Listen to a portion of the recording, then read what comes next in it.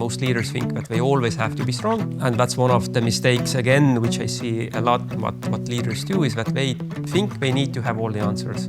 But what we are then doing is we are robbing our team the opportunity to actually support us with the company, and we put all the effort into growing the company.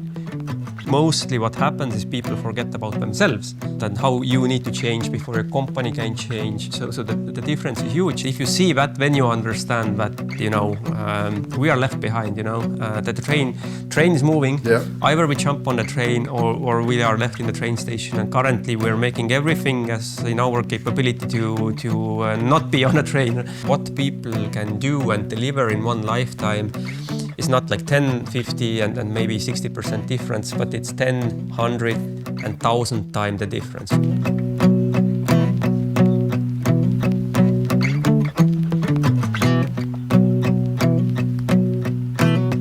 Welcome to the AI Ranch, where we navigate wild west of AI and business. And today I'm in Estonia with special guest Aleksander Tõnnisson, who is engineer turned into investor. He was also one of my first investors in Asia, and he's also been known for leading investments in Cocon and Contriber, and also speaks in conferences on human-centered topics, sometimes also on AI. He's been on conferences like TED and others. Welcome. Thank you, Evalds. Thank you for having me. About your experience on accelerators, was there anything surprising when you launched one of the Europe's first hardware accelerators, like from the experiences with startups, projects, and so on? Yes, so that's a very good question. Thank you. A lot of surprises. One of them was that actually it's really hard to find good startups to invest into. So we were very sales driven. Marketing didn't work at us at all. So we dropped marketing. Another big surprise was that most of the hardware companies didn't need all the equipment which we bought. So we invested a lot of money.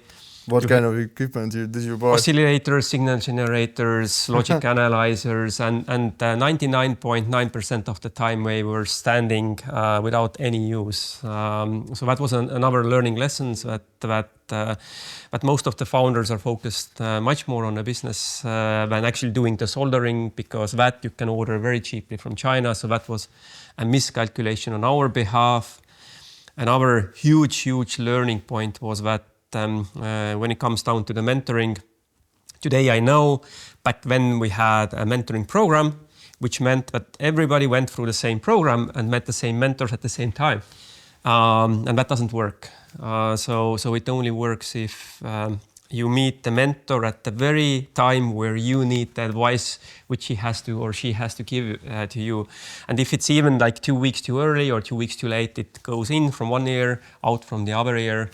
And I would say that were most surprising to me compared to what I expected it to be, yes. I remember vividly the experience in Build It Accelerator. This was one of my first accelerators which I attended. It was 2 weeks, super intensive, lots of mentors, and they help to build up your skin so nobody can touch you in the future, actually, because you know very well all of your weaknesses. Basically, they're just like every meeting trying to break you down like an army almost, and then you are like, when you're broken down, then you start building up from the right basics. Basically, that was actually a very good experience for me.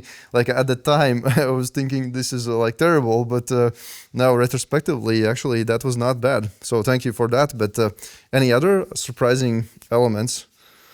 Well, to me, and maybe that's more on the negative side. Otherwise, other things were just not what I expected. But yes, there was one big surprise as well, was that many startups worked less than me as an investor, and I expected quite the opposite. But I did work a lot, so I worked like 80 hours a week for many years in a row without taking any breaks, and I would never nowadays suggest anyone to do that anymore. However, back then that was my strategy, and I was always in the office before the startups, and I left after. So that also was surprising, even though looking back knowing what I know today, I think actually they did a better job managing their time than I did. But that was surprising. I feel the expectation is still there. But if you do a startup, regardless of it's an AI startup, a hardware startup, but the expectation is that you put all of your time into building the startup, and that could actually very quickly lead you to places where you don't want to be. So that was a surprise to me back then. Well, that is very interesting. And now you also have been working on Cocoon. How the Build It and Cocoon is different, and are you still active in both? I'm still active in both, even though it's much significantly less than it used to be. The difference is Build It was an accelerator. Cocoon we called the accelerator. So the accelerator. The accelerator, yes. And Build It was very business focused and business centric. So we covered all the business topics, as you remember, right, in those 2 weeks. How to do sales, how to fundraise, how to get your pitch deck together. And back then we almost didn't talk about, let's say, the psychology behind it at all. And then the Cocoon came, and I joined as a mentee in the beginning and as a mentor later. And Cocoon is everything about the people behind the company, right? So how you can grow as a person, and how you need to change before your company can change. So the difference is huge, and it usually needs slowing down, because otherwise, if the company and we put all the effort into growing the company, mostly what happens is people forget about themselves. So in order to put yourself back into the focus, you actually need to take the foot off the gas pedal. So it's not that you brake or hit the brakes, but you just take the foot a little bit off the gas pedal so that you would find time for yourself, so that you wouldn't lose yourself in the process. So I would say they're almost polar opposites, even though both are created and founded with the vision to help companies and founders grow. Well, is it also like equity-based investment or something yes. else? So the Cocoon Ventures is built in a way that we only invest in companies who are interested in growing personally and interested in self-development. But we give them money, we give them the program, and we take equity. So it's a venture fund plus a founder psychology mentoring program. I would call it that. Okay. How long have you been doing this? And you have some nice examples of companies succeeding where others don't? Yes, I mean it's always. So I've been doing it for 5+ years now with the Cocoon, 11+ years with Build It. But I guess the question was about the Cocoon, right? Yeah, sure. Yes, many good examples, but my favorite one is that the program is 1 year, right? So that's also difference with typical accelerator, which are typically 3 months, so very quick, very fast-paced. Our minimum is 1 year, and the best example for me is that our churn rate is close to 0. So we have very, very few churned customers. Most of the customers who bought the first year, a majority bought the second year. And again, the majority of those who bought second year also bought the third year. And then they kind of tend to... sounds like even not like an investment fund or accelerator, but like a community. It is, even though I think we, to be honest, or at least I suck at building community. So I'm very good at building relationship, but community is extremely difficult to keep alive. And as there's new teams coming in, the focus goes normally to the new teams, and so somehow the community part we haven't done very well. But the ways how we built up all our events, which we did, was to actually build relationship, which is main function of the community. And I feel that there's hundreds and hundreds of very, very good and deep relationships built in between the founders and in between us as investors, which came through that program, yes. And then, so this is example of like this part, as you say, but then the KPIs, some results on the field in the business. Do you see any companies adopting these kind of strategies succeed in the market as well? It's a tricky question, right? Yeah. So who am I to define what is success, right? However, we do measure results as good as we think it's possible. So we've seen companies to go from 6 million in revenue to 12 million in a year. And only thing what they changed was how to manage people, right? And that's what we actually do mostly is we work with founders and the relationship within the team and how to manage them better, how to get into the better relationships. But we do also have a very good example where one very well-known company in Estonia went through a divorce. So it turned out that the founders actually didn't really like each other, but they didn't know how to tell each other. So it was mutual, right? So we helped them to go through divorce. Today there's 2 separate companies, one doing the same thing what we used to do, and both are much, much happier in what they do today. So for me, this is also a success story, even though it ended up a company going through a divorce, so to speak. 2 main founders separated their ways. And companies going from 15 people to 150 people during being in our mentoring. So there's many stories like that. And many stories where founders also have left the company. So we have quite a few of those as well. And I consider them both success, even though I would never say that this is only due to what we did, right? So this is very difficult to say, but I do believe we had an influence in how these things went and how it kind of, ended up being a good either divorce or good growth of the company or people being happier in the company or whatever. Yeah, but I totally agree about the founder, the mindset being very important in any organization. Like, for example, have you read the Jocko Willink's Extreme Ownership? Do you know? Right? Yes. Remember the story about Navy SEAL rowboats where basically 2 teams compete in the night in the water with the boats, and right, even more teams I think there were. But the first one is ahead of everyone, and then there is one always lagging, and then the leader of the last boat is replaced with the first boat, and the first boat stays in the front, but the second boat is the previously last boat, and only what changed was the leader. Mm-hmm. So it's kind of it's a good example. So I truly, honestly believe in strong leadership. I don't believe in structures where what do they call this, like matrix leadership? I'm not sure what's the term. Horizontal. Horizontal, yes, I think that's yes. It's called like horizontal leadership, which technically means that you don't have leaders in the company. Even though I'm not speaking of personal experience, but I do believe that somebody needs to claim the role. And it doesn't make him or her better. It doesn't make him or her more important, but just somebody taking the responsibility of leading. Right? Yeah. It's a role, and sometimes you switch the role. Between the founders, sometimes you need to find somebody coming out from outside and doing it for you. But I do believe that strong leaders have enormous influence how the company is doing. Yes, I agree, totally couldn't agree more.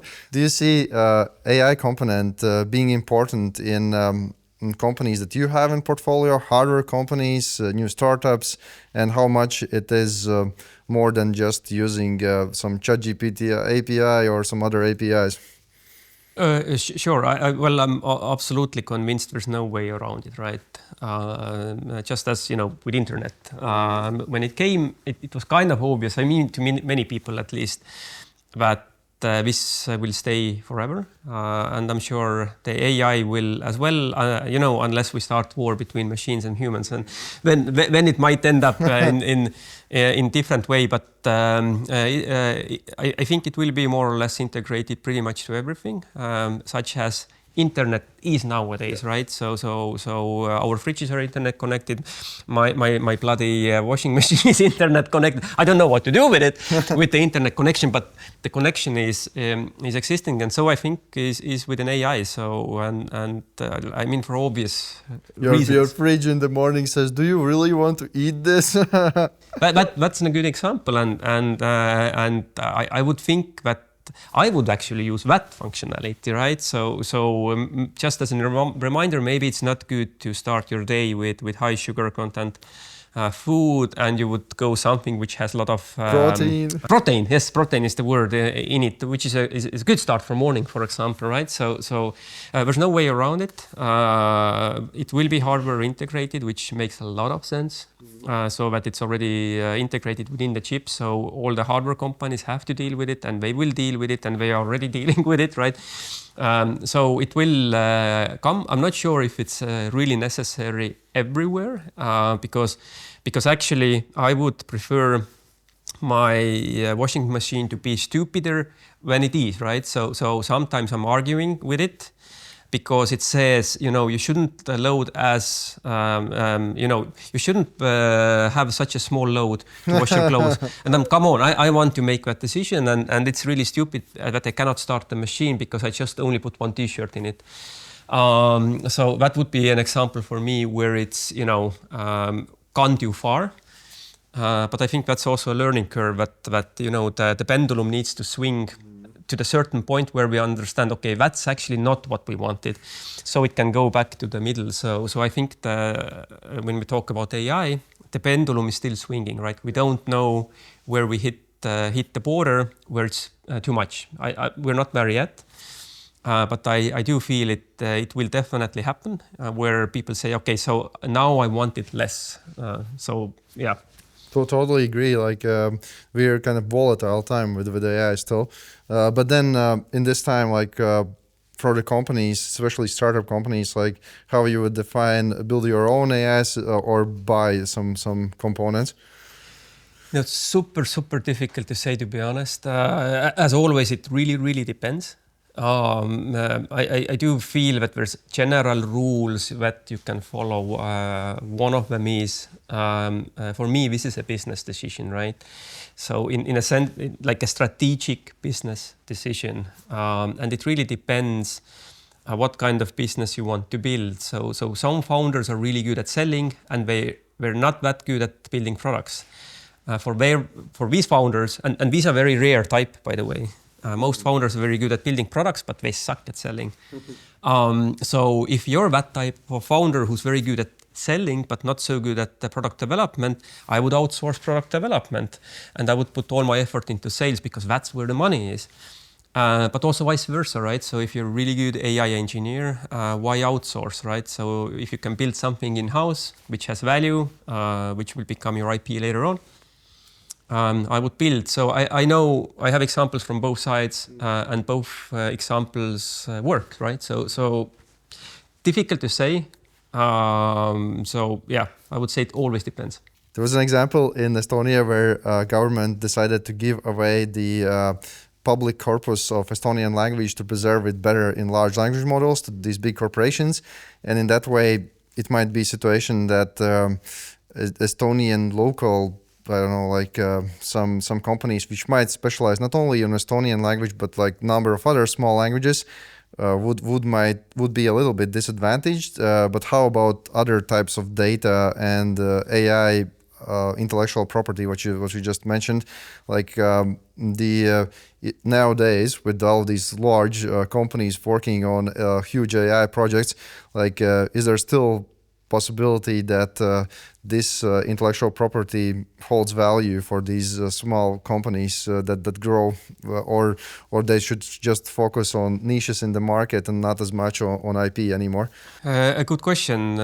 So I think it was a very smart move as far as Estonian language is concerned. I mean, because for obvious reasons, it's very clear to me that there's less and less people who choose to speak Estonian language, and me being an Estonian, I would very much like it.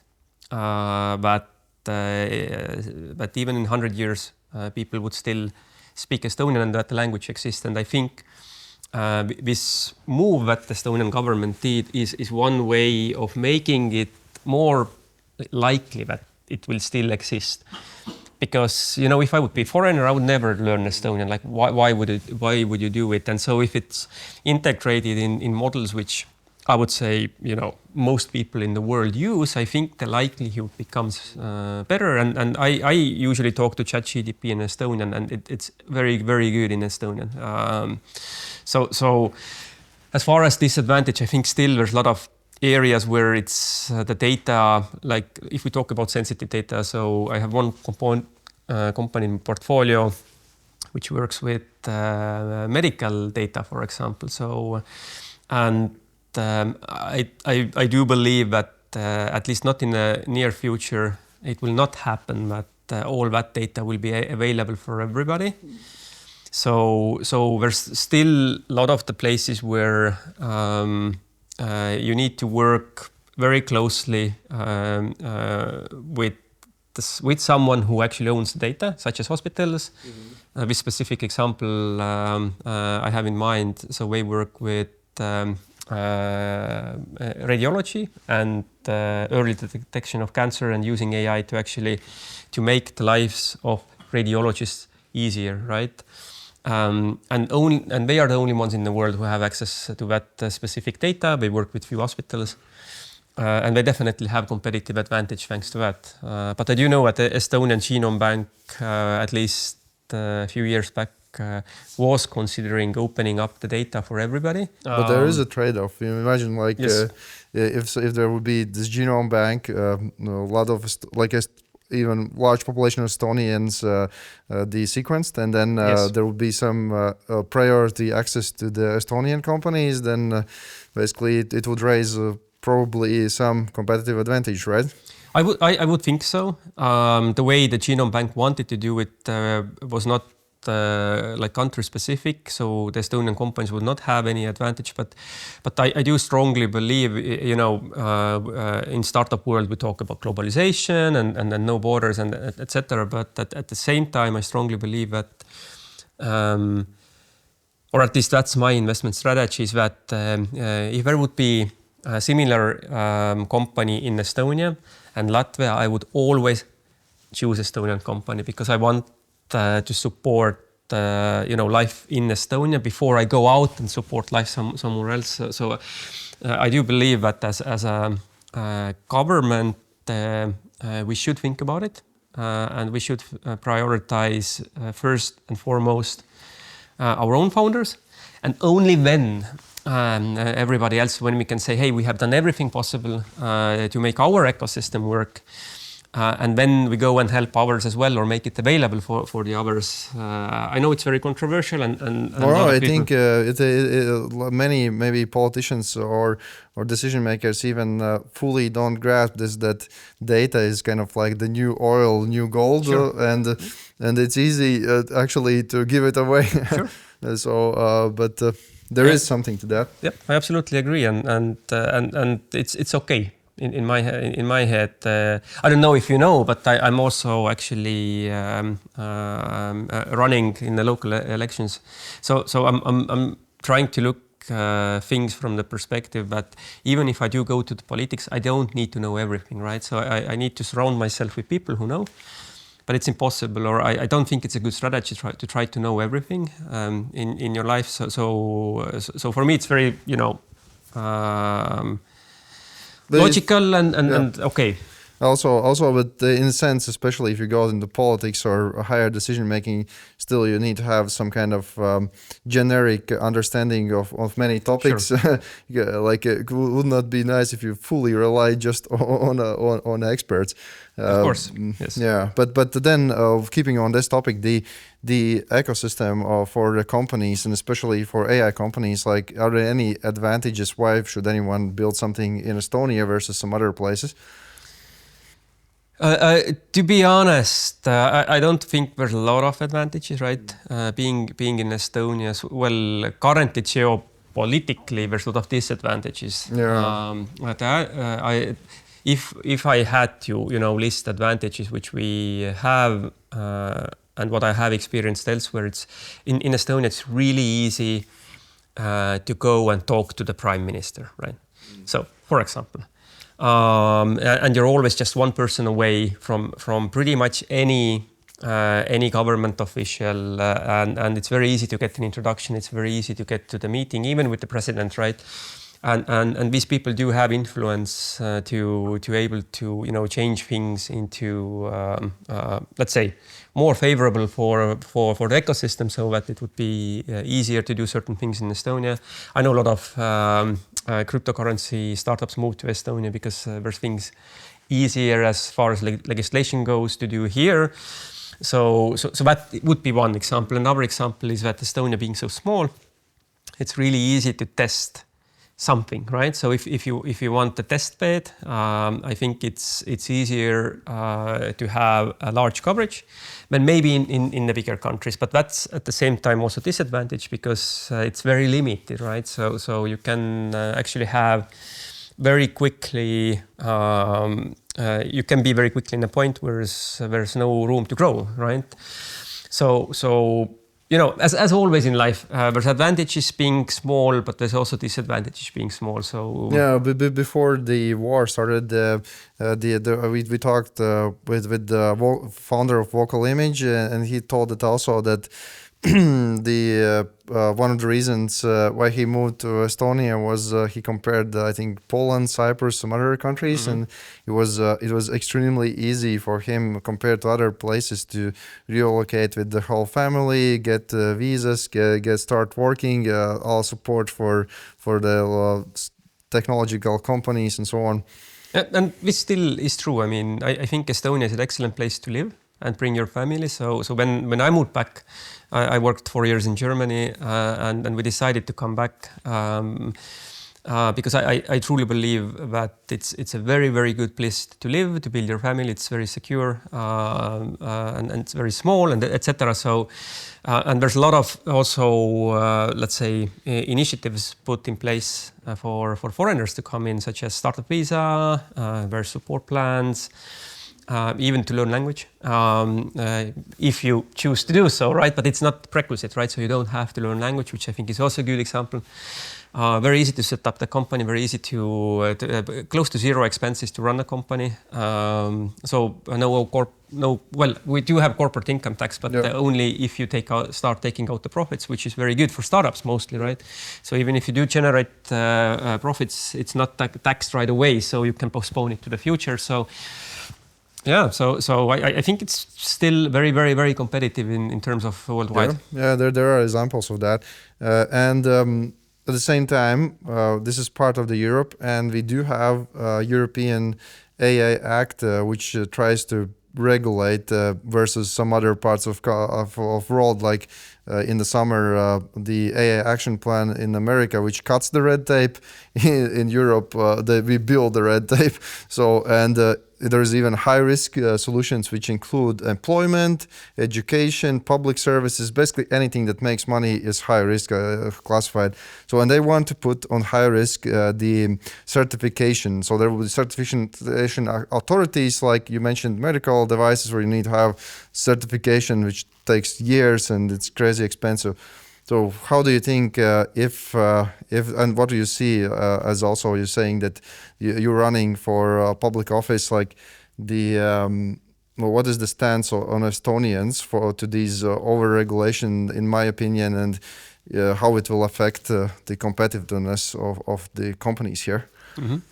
Very good question. And as always, there's two sides to every coin.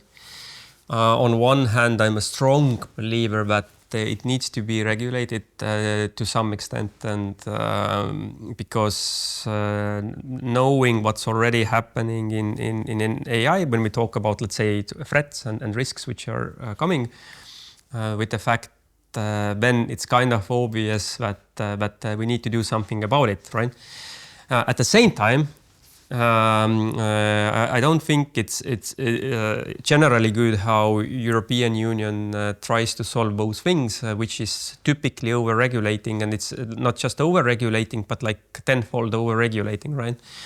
And I always like this example of burning charcoal to produce electricity, right? So we started shutting down those plants in Europe. At the same time, China is all-time high, and they're just so much faster with everything because electricity is cheap. electricity now in Europe is crazy expensive, right? And we're shooting ourselves in the leg while we're doing absolutely nothing for the environment due to the fact that on the other side of the border, nobody cares. So I think it's very similar with this act. You know, if China doesn't regulate, if US doesn't regulate, but we do, then it's like, you know, cutting off the oxygen for our companies. Companies will start leaving Europe. They will start going to US. They will start going to the China. So we lose capital, we lose brains. And the only thing we do is we can say, you know, we're green, or, you know, we have regulated AI while nobody else has done it. Because if something happens, it will happen anyways. You know. The bad guys do not read regulations. Yes.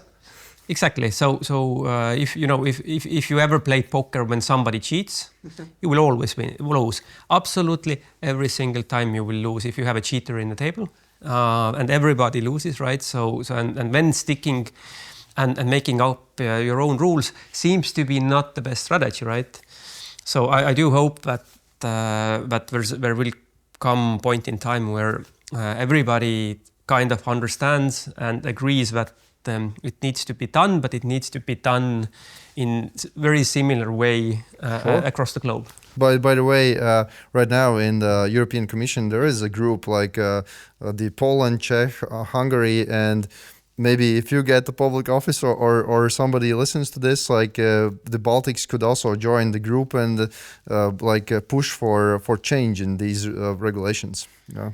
Yes, and by the way, it is already a little bit happening. So yesterday there was a deep tech event in Estonia, and there was a panel, and there was a lady from the government who said that her job is to deregulate, and I was very happy to hear it. It was specifically for medtech.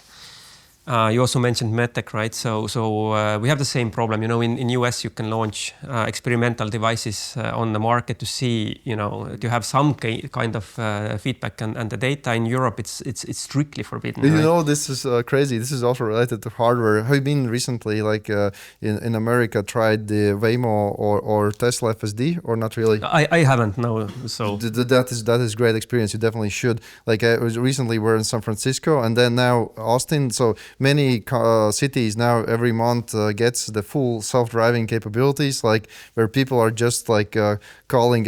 We tried ourselves, like just call with the app. Waymo comes, drives to it doesn't go slowly. It starts 50 kilometers or everything is perfect. And in Europe you have I think this level 5 autonomy fully prohibited. It doesn't exist basically, even though like the senior people in San Francisco, like just larger city than Tallinn and so on, like they are just like, we prefer driving with the Waymo, you know. Yes. Like so. You know, this is also paradoxical, right? It's a very good example, and even I would give up the car if I could, you know. So I live outside of the city, so currently I need to have a car. Otherwise, the life would get, you know, too complicated. But if I had a chance, I would give up car like that, you know. But yes, it's a very good example. But if you see that, then you understand that, you know, we are left behind, you know, that the train is moving. Yeah. Either we jump on the train or we are left in the train station. And currently we're making everything as in our capability to not be on a train. So like an ostrich in the sand, you know, like we don't see anything, you know. Little bit. Yes, that's a good, very, very good example, actually. Yeah. Okay, but then from investor standpoint, there is a really interesting numbers coming out that in 2025 alone, there's I think 44 billion USD coming into AI companies, and then about like 1% of companies receive all of this funding. So it seems like a huge wave of funding. Still, very few companies take it. At the same time, also there is this notion of AI bubble, basically something similar as a dot-com bubble. Same time, something different, because if you look at the adoption rates, we're still, especially enterprise, super low. But Microsoft educated everyone knows ChatGPT. So are we in the AI bubble, and how do you look at these investments? at some point, do you see that other companies that build AI products also get some higher investments valuations, or is it like just for the game for the big players? Again, a good question. So, to be honest, I don't know, and I don't think anyone knows. It's always good to tell in retrospect. Yeah. In 5 years we can say, okay, so it was a bubble, right? But I think it's very difficult to recognize while you're in it, right? And it might turn out, but it was not, and we should have invested 10 times more. Very, very difficult to tell. There are few signs, however, which I do think indicate a little bit that it could be a bubble. One is that currently, if you want to hire an AI engineer, it's like ridiculously expensive. Like this example where Mark Zuckerberg paid, what, 3 billion? That was like 100 million sign-up bonus. Or 100 million sign-up bonus. Yeah, that is sick. Yes, and like I assume like many of the companies in the typical Eastern European portfolio, even the valuation is not 100 million. Exactly, and that's a sign-up bonus. And I believe Mark Zuckerberg is extremely intelligent, and he knows what he's doing, and he will earn that money back multiple times, right? So it's a business decision, and I'm guessing it was a very smart decision. However, the signal what it sends to the market is that somebody's work is let's say 500 million times more valuable than a normal software engineer. So I guess when you do M&A, they calculate something like few €100,000 per engineer, something like that. So it's two magnitudes of the difference. So why would anyone go and learn to be an engineer? And I still think we need them, even with ChatGPT doing most of the coding.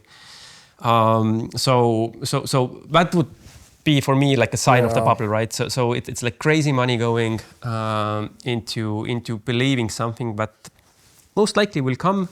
I understand the business side of it, but I don't like the implications of it. Yeah, and I also agree. This is, I think, quite wise statement that while you're in the situation, you cannot really understand if it's a bubble, and it might not also be actually this moment of a bubble. It could be, let's say, 2 years later or so, because still the adoption rates, and these are quite valid, because I work with some enterprises across different countries, and right now I see that many of my projects where we automate contact centers is first AI project in the like with the generative AI or something in the whole company, which is like large company with like tens of or hundreds of millions of revenue. So yeah, but it's a good example. I also have I'm on advisory board in one furniture manufacturing company, and it's the most automized that type of factory in Europe, at least. So it's in Estonia,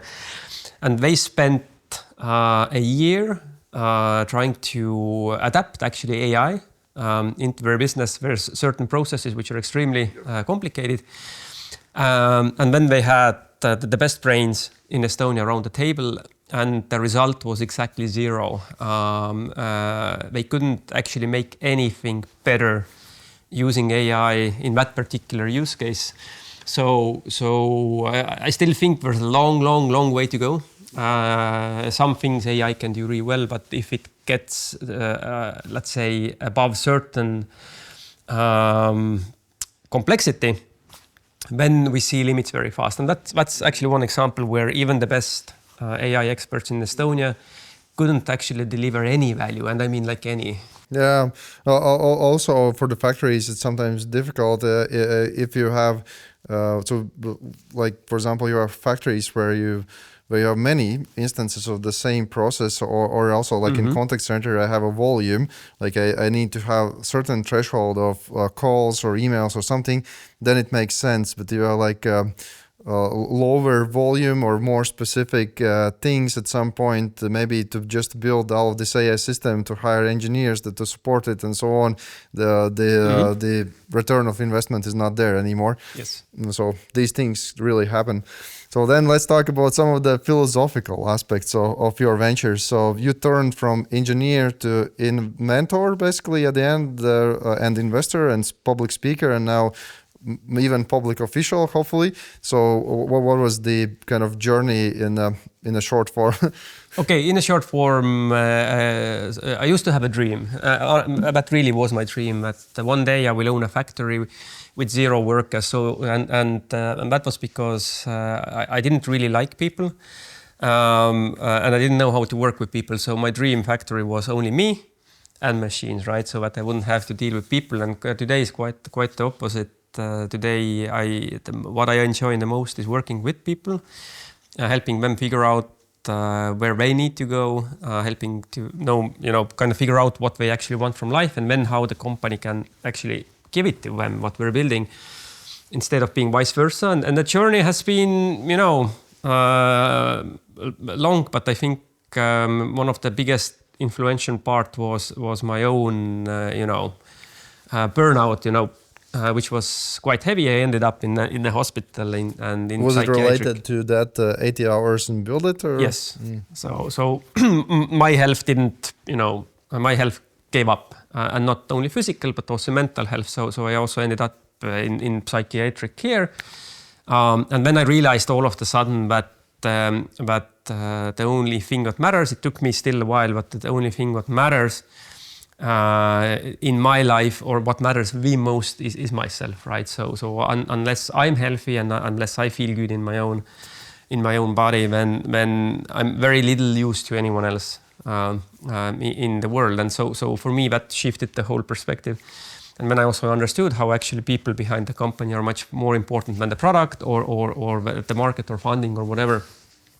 So that's the short version of it, right? So, but it took a while. I was doing these 80-hour weeks, for I think 5 or 6 years.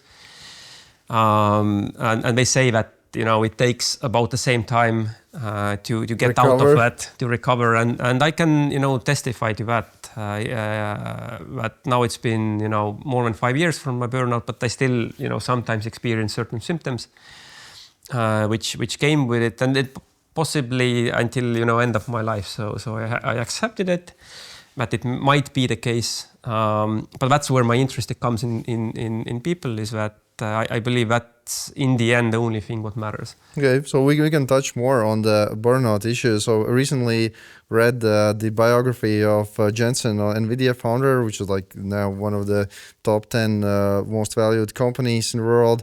Also the biography of Larry Ellison from Oracle. So these are some of the co-founders that stayed over 30 years, worked like 80 hours for 30 years and so on, and crazy experiences. And you sometimes meet these kind of founders as well, and it seems that they from the way how they speak and what they describe all their processes, the burnout doesn't exist at all. So why do some founders like this exist, and why for example others experience this? Okay, the simple answer is people are different, right? And people are more different. It's a funny paradox in life that we are more similar than we would like to be, and we are more different than we would ever imagine, right? There is something there. Yeah, so it's a paradox, right? And something what was very difficult for me to accept, and still is that what people can do and deliver in one lifetime is not like 10, 50, and maybe 60% difference, but it's 10, 100, and 1,000 times the difference, right? And it's very difficult to accept that. I mean, everybody has 24 hours in the day, but what we can do with it can be multiple magnitudes in terms of impact, in terms of results, and etc. So that's one thing. Another thing is that different things for different people are easy and difficult. I can bring you an example. Yeah, I agree. From my own life. One example was that for me, it's easy to be on stage, right? It wasn't the case, but today I really enjoy being on stage. That's one of the few places I'm in the flow. For most people, they would rather die. Really, statistically, the fear of being on stage is bigger than fear of death. But for me, it's easy. And at the same time, I was really, really struggling to tell my kids that I love them. I mean, the words just didn't come out of my mouth. I choked because my father never told me, never. The first time I heard it from my father, I was 39 years old.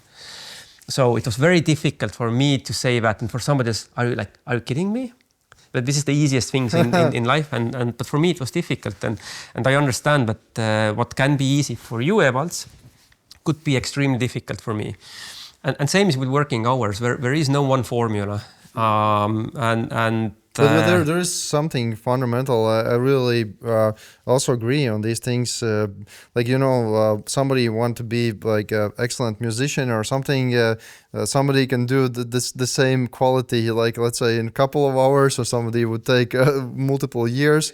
And this is basically recognizing the as you say, some of these differences, and not just blindly saying everybody is equal in every single aspect and can do everything in the same way, and everything is like this gray mass, but being recognizing these things, and if you're good at this, you can actually go, as you say, 1,000 times better than somebody else, right?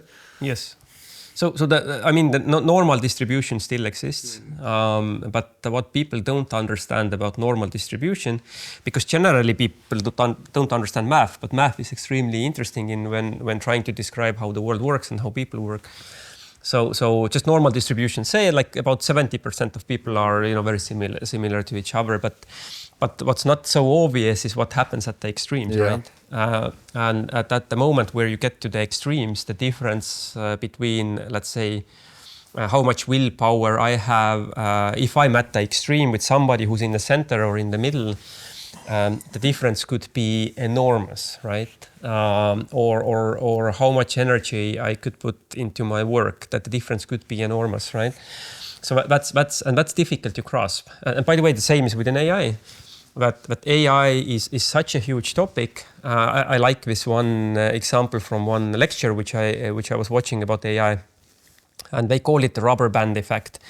That it's some of the things which AI can do is so unbelievable for people that the rubber band is called. But you hear about it and you're like, wow, is that possible? And only a few hours later already you forget about it, because and the rubber band means that you're kind of pulled back to your normality again, because what you just heard doesn't anyhow fit what you know the world to be, right? Or what the world is, and you just ignore it, right?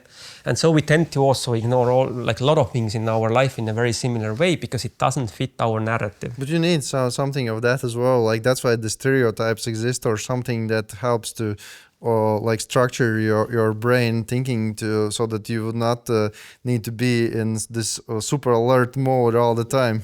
Yes, it's called survival instinct. It's extremely necessary. Yeah, and then going deeper into this mentoring, have you found any frameworks that stick with founders? What are the methods that you found, some routines or something you applied in the program or in your mentorship? Well, not specifically frameworks, but maybe a few principles which work almost every time. One is that it's funny. One is that it needs to be individual, right? So again, coming back to the same, that nobody is exactly the same. So I believe mentoring works best if it's individual, right? So it's tailored to you and to where you are today and to what your challenges are and what your strengths are. So it needs to be tailored in a way, but at the same time there are certain principles which I think apply almost all of the time. First thing that popped to my head is that I do believe that honesty almost always is better than dishonesty, right? And when talking about founders, a lot of them struggle being honest with their employees, for example. So because being honest also means being vulnerable, right? So you expose yourself, you expose your fears, and most leaders think that they always have to be strong. And that's one of the mistakes, again, which I see a lot. What leaders do is that they think they need to have all the answers. But what we are then doing is we are robbing our team the opportunity to actually support us. Just like one example, which I see a lot across the board, regardless of gender, regardless of age of the founder, age of the leader.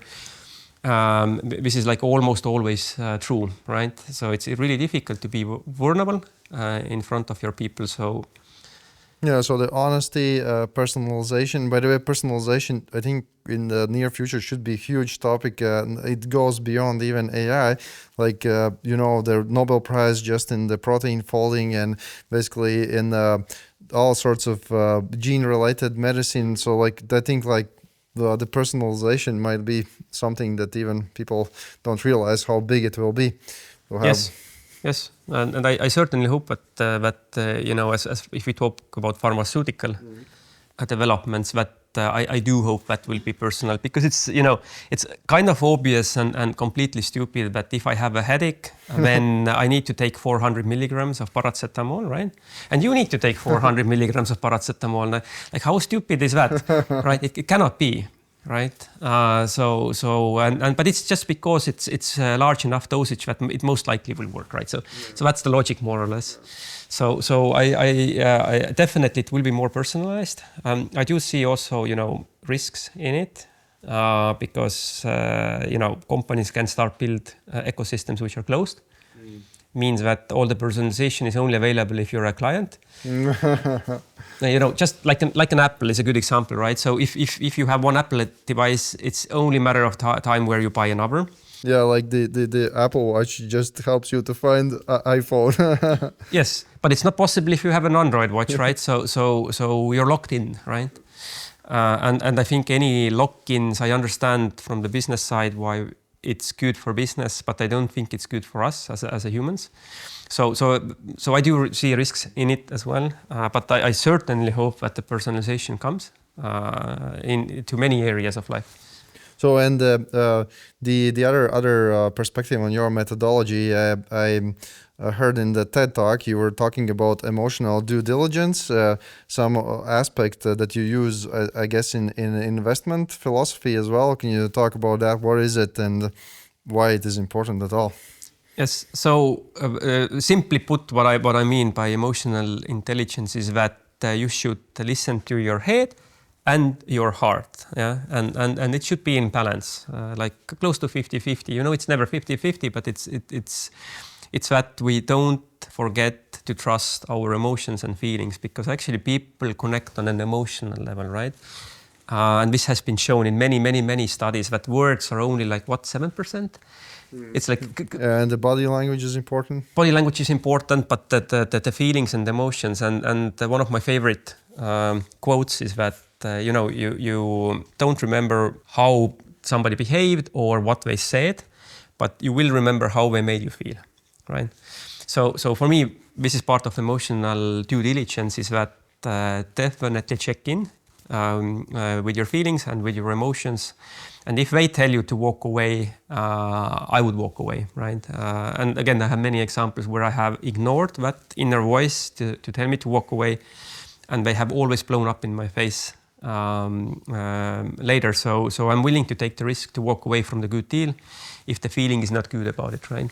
So this is one part of emotional due diligence. Yeah, this is similar, I think, to I read the Daniel Kahneman's Slow and Fast Thinking, where basically the Nobel Prize economist, where we have this analytical mind and then like this reactive mind, where you even don't think about things, and it kind of might be, at least from what you're telling, tied to emotional part as well. Like it's kind of like giving you a signal.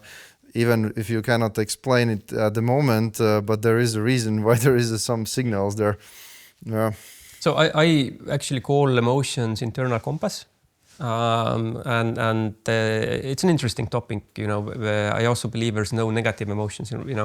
People say fear, sadness, anger are negative emotions, and the only one positive is joy, right? Yeah, that's funny. Yes, but if you would have a compass, and if you go out to the nature, you wouldn't look at the compass and say, it's pointing south. Oh, this is stupid, because south is negative.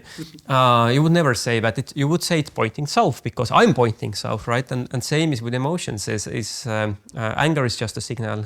Sadness is just a signal, right? And so if we learn to listen to them, not to be afraid of them, and start incorporating them into decision making, that the life is so much more colorful. It's so much more joyful, by the way, as well.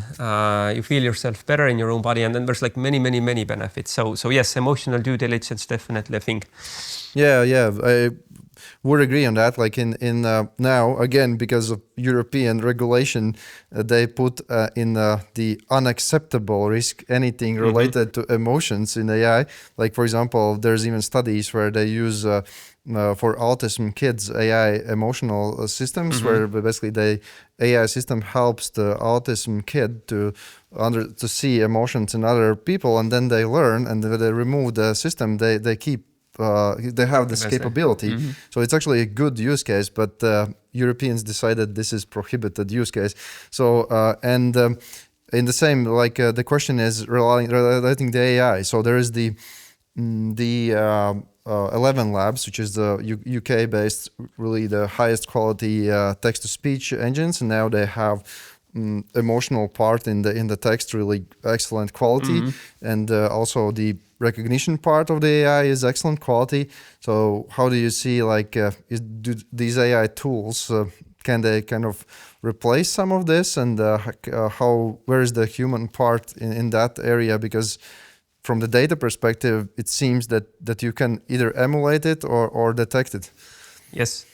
So I do believe AI will replace a lot of the functions which we today do as humans. One of them is, for example, talking to a psychologist. So I tried it to had a psychological meeting or chat with ChatGPT, which is not even specifically made for that, and the answers are excellent. So there's nothing bad to say about it, and I definitely feel it can and it should replace part of it, because just to bring you an example, at least in Estonia, it's extremely difficult to have a meeting with psychologists because they are booked a year advanced. A year, imagine. You need to talk to a psychologist. Oh yes, please come back next year. Thank you very much. And I think AI can replace a lot of this first let's say emergency type of meeting, and then hopefully also release part of the work which is now done by psychologists, so that they could deal with people who actually need them, right? So that's my hope that will happen. But I also strongly believe, I don't have good evidence for that, but I believe that one thing what the AI does is it doesn't actually replace human connection, or I mean, to a certain extent it will, but it will also at the same time bring us understanding how important is an actual human connection. So I'm quite certain what will happen is that the soft skills come back into value, right? So how to then actually build a relationship outside of the internet or outside of being in front of your computer, and people who can help you do that, and people who you can actually connect on a human level. I think that will be that again will be valuable as it used to be.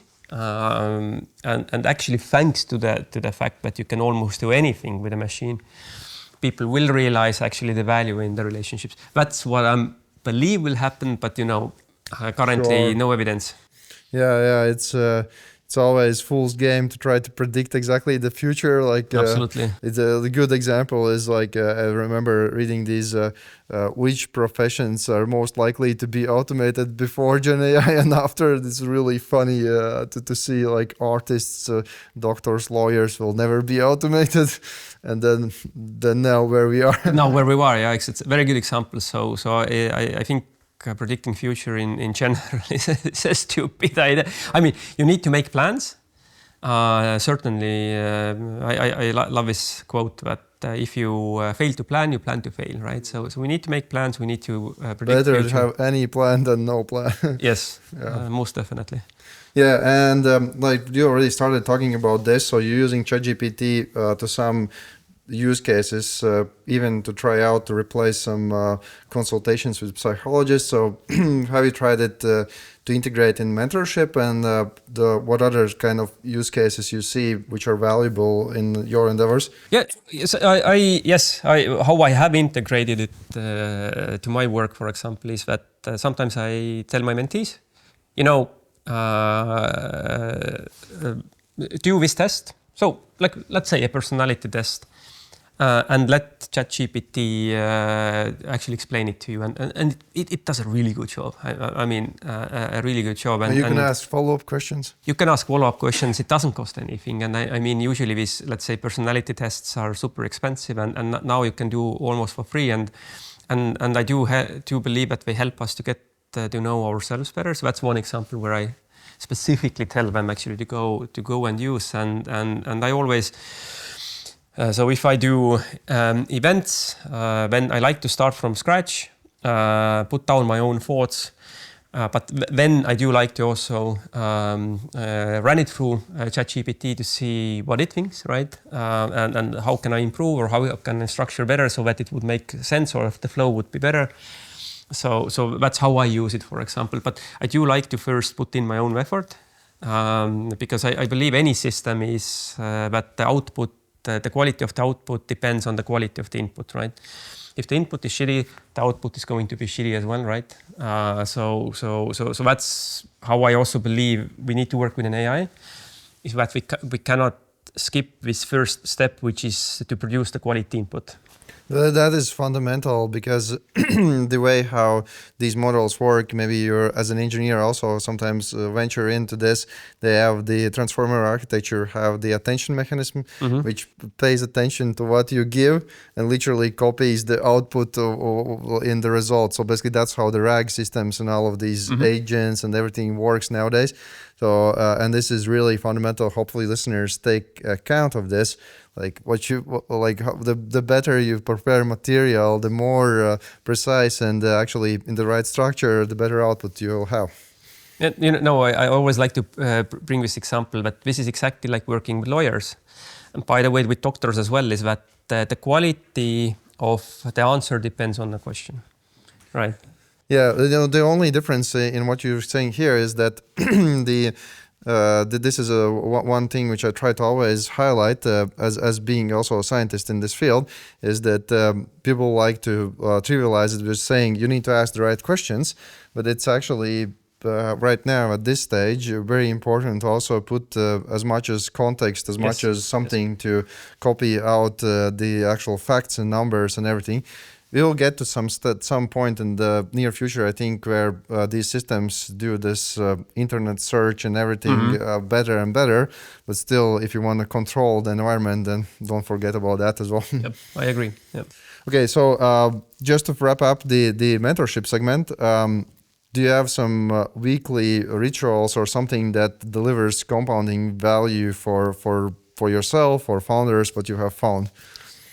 Yes, my favorite tool is, and I use it also with my family. Actually, we try to do it at least once a week. We used to do it every day. Now we do it more like once a week. Is asking yourself, have you been impeccable, right? And impeccability is giving your best, but not giving your all, right? So the idea, and that definitely has compounding effect, is that if you evaluate your own actions against the impeccability, have I been impeccable in doing that? And that just means, did you give your best at that very moment with the knowledge you had, and taking account also the state of being what you had, right? So if I'm tired, my impeccability doing something is very different than when I'm very energized, right? So you always need to take account that very specific situation.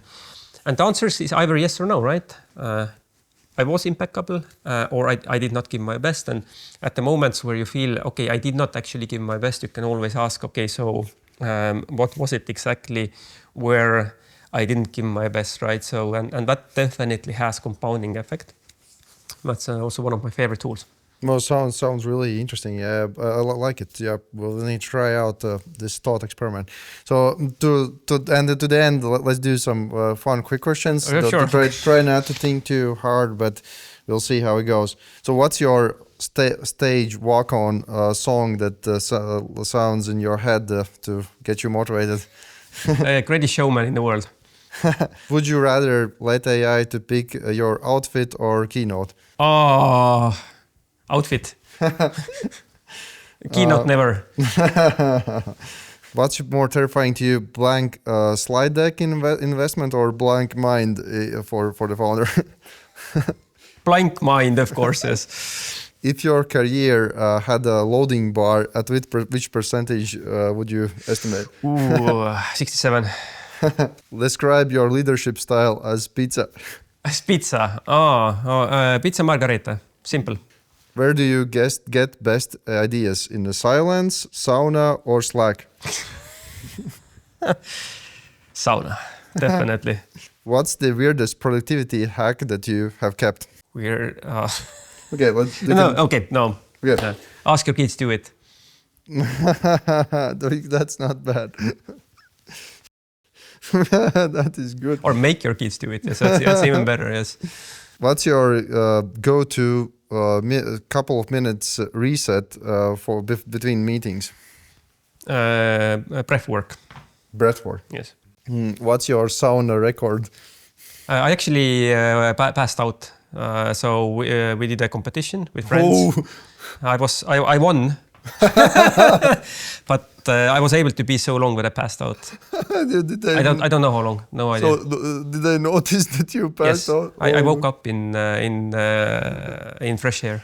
Crazy stuff. What's the most MacGyver duck type hardware product that you've seen in your experience? We actually ended up investing in it. It was a duct tape prototype of a pen which could translate anything on your screen to Braille language. It was built from duct tape. Would you rather debug PCB or founder conflict? Founder conflict, definitely. Much more interesting. If you only could keep one app for a week, which one? Google Keep. So, I would expect ChatGPT, but okay. No? Google Keep. Which founder superpower beats unlimited coffee? Okay. Warmth. Being genuine. Yeah. What question should investors ask founders but almost never do? Would you like to come to my birthday? Oh, they should ask. Yes, they should ask, yes.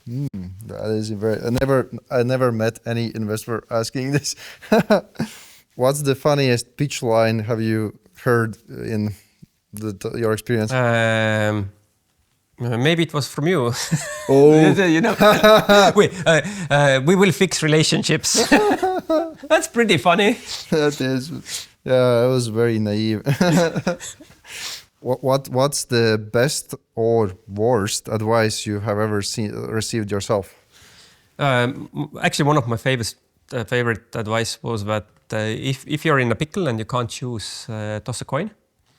That's really good. And one of the worst advice which has been given to me is focus on one thing. So specifically for me, it doesn't work for me. So I also learned that some people are much better doing many things at the same time rather than only one, and I'm one of them. If you would rename AI to be less scary, how we could rename it? Less scary. Sky. If AI could do one chore thing in your daily life forever, which one you would immediately give to the AI? Clean dishes. Like immediately. But the dish machine is not enough? No, not nearly enough. It needs to pick up, do everything? Yeah. Okay, the dish machine needs a friend, robot. Oh, that's true, yes. You need actually physical hands. If you could delete one buzzword now, which one would you like to remove? Agents? Well, I would actually, the buzzword I would delete AI, because most companies who say AI, we are actually machine learning. There are flavors. If you had to pitch Estonia without saying digital or AI, how could you pitch it? Okay. Best place to raise your kids. There was no AI. If your calendar wrote a biography of yourself or memoir, what would be a title? Title would be Too Busy. Too busy. I like it. So, and what keeps you motivated going on? Joy. Joy. So whatever brings joy. It was very interesting to talk to you. Happy to meet you. Where listeners can find you to know more about what you do? Yes, for me, 2 channels mainly: LinkedIn, Facebook. So I'm happy to connect on either. Okay, great to meet you. Thank you for having me. Yes. So thanks for joining this episode of AI Ranch. As a gratitude for our work, subscribe, like, share, and see you in the next one.